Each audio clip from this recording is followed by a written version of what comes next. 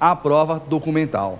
A documental geralmente é produzida na fase postulatória. O autor apresenta seus documentos na inicial e o réu na própria contestação.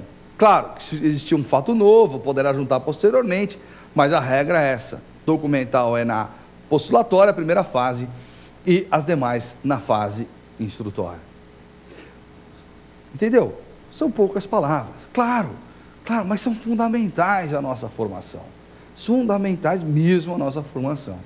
Ficou com alguma dúvida? Você está com alguma dúvida mesmo? Você pode, se você quiser, nos enviar um e-mail. Você pode mandar e-mail. Você nunca assistiu o programa? Mande e-mails elogiando, criticando, com dúvidas. Então anote aí o e-mail. profinal@lfg.com.br. profinal@lfg.com.br. Ok? E mais um convite. Acesse o site da Rede LFG. Acesse o site, o portal da Rede LFG. Lá você vai encontrar muitas informações importantes. Tem concurso público, tem o exame de ordem, tem artigos importantes, tem artigos relevantes, para você estudar, para você obter informações. Tá certo? Acesse o portal. Muito bem. Teoria geral das provas. Mena, é só isso que tem? Não, tem muito mais coisa. O que eu espero? Eu espero que com essas palavras que nós falamos agora e com o restante do nosso programa, principalmente com o próximo bloco, que é Pergunte ao Professor, que você sinta com vontade de se dedicar, com vontade de estudar mais processo civil, de forma específica, teoria geral das provas. Ok? Então, faça o seguinte, aguarda mais um minutinho, mas não dá um minuto, não chega a um minuto. E eu quero você aqui junto. Nós juntos vamos responder as perguntas dos nossos alunos. Ok? Aguardo. Até daqui a pouquinho.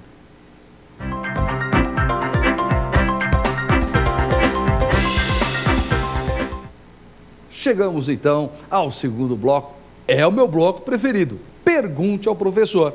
Olha, vamos acompanhar juntos? Vamos acompanhar essas perguntas? Então vem aqui, vai me acompanhando. Vamos lá?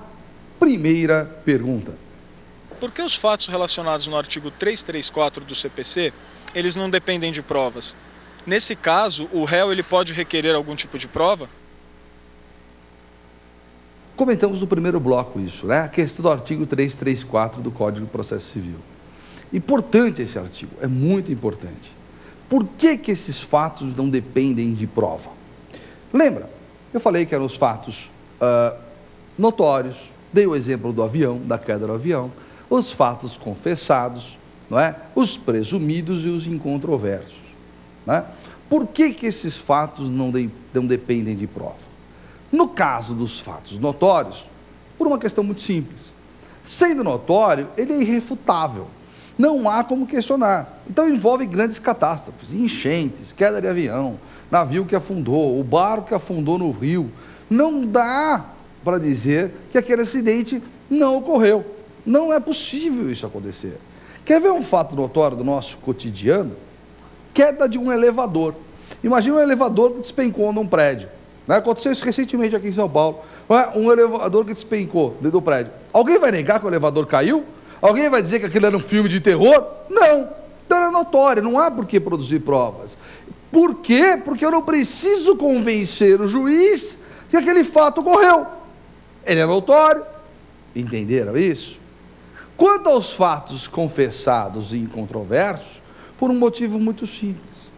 Confessados ou incontroversos significa que não houve contraditório, significa que não há dúvida quanto àquele fato. Como assim? Tanto no caso do fato confessado, quanto no caso do fato incontroverso, admite-se que aquilo que o autor alegou é considerado verdadeiro. Se eu alego que o réu passou com o sinal fechado, e o réu na contestação diz assim, olha, realmente eu passei com o sinal fechado. Há dúvida quanto a isso? Há dúvida? Tem ponto controvertido? Não. Ambos, autor e o réu sustentam a mesma coisa, que o réu realmente passou com o sinal fechado. Fato confessado, fato incontroverso. Se não tem ponto controvertido, não tem por que convencer o juiz da ocorrência daquele fato. Isso já está claro no processo. Agora, presta atenção. Essa situação é admissível em termos de processo civil. Lembra que eu falei no primeiro bloco? Estou falando de processo civil. Aí é possível. Aí é possível. Quantas vezes o autor ingressa com uma ação alegando que o réu deve 30 mil reais? Aí o réu não contesta a ação, é revel. A revelia, nesse caso, implica na confissão. Então o juiz vai falar um pouquinho. Se o réu não contestou, ele confessou. Se ele confessou, fato é verdadeiro. O réu deve 30 mil reais. Mas pode acontecer, lembra que a gente falou isso? Pode acontecer do réu realmente, efetivamente, não existir aquela dívida. Mas já que ele foi confesso, passa a existir. Entenderam? Então por isso que no confessado e no controverso não se admite produção de provas. Agora, a questão dos fatos presumidos, aí já é um pouco mais delicada. Aí é um pouco mais técnico. Mas, para não entrar numa análise mais profunda, até porque não é a nossa proposta aqui, lembre-se sempre que presunção é sinônimo de indício. É isso mesmo. Toda vez que se fala em presunção, se fala num indício. Então, como eu não consigo provar o fato efetivamente, eu consigo comprovar outro. E esse outro fato pode conduzir ao primeiro. Então, há um indício de que aquele fato, primeiro, é verdadeiro. Exemplo: numa ação de investigação de paternidade, se o requerido se recusar a fazer o DNA, presume-se de que o requerido é o pai. Presunção. Por quê? Porque como ele se recusou, há um indício efetivo de que ele é o pai. Agora, a presunção, ela existe de duas formas. A presunção legal, que é a presunção prevista em lei, e a presunção do juiz, iuris tantum, é a presunção do juiz, que no fundo nada mais é, sabe do que o quê? Do que o convencimento pessoal do juiz. Tem casos que não há previsão expressa de presunção, mas o juiz se convence da veracidade daquele fato. Se convenceu, aplica a presunção, não há por que produzir provas. Lembra? O objetivo não é o convencimento do juiz. Se ele já se convenceu, não há necessidade de produzir provas. Agora, essa pergunta que foi muito interessante, aborda outro ponto. Diante desses fatos, o réu poderá requerer a produção de uma prova? O autor não vai... Os fatos não precisam ser provados. E o réu poderá requerer a produção de uma prova? Poderá? Em regra, não é possível. Não é possível, porque aquele fato já dispensa a produção de provas. Porque aquele fato já é suficiente para convencer o juiz. Então, teoricamente, em tese, o réu não vai requerer provas acerca desse ponto.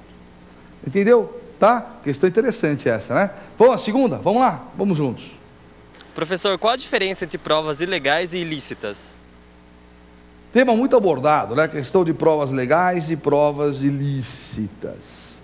A questão da legalidade da prova, é claro, é uma questão de previsão legislativa.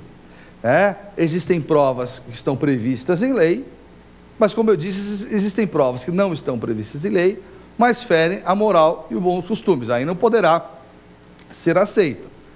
E a prova ilícita? Então preste atenção. A ilicitude da prova, ela está relacionada, agora cuidado, ao meio de obtenção daquela prova. Ao meio de obtenção daquela prova. Então, ilicitude não está relacionada diretamente com previsão legal. Isso fica para os meios legais, provas legais. A ilicitude é a forma que eu utilizo para obter, repito, determinada prova. Exemplo: uma testemunha será ouvida num processo. E antes dela prestar o seu depoimento, ela é coagida. O indivíduo ameaça: você tem que falar isso. Se não falar, eu vou prejudicar a sua família. Olha, se não falar isso, eu vou te prejudicar em outro processo. Aí a testemunha presta depoimento a favor daquela parte. O meio é legal, prova testemunhal. Testemunha existe, meio legal. Mas a forma de obtenção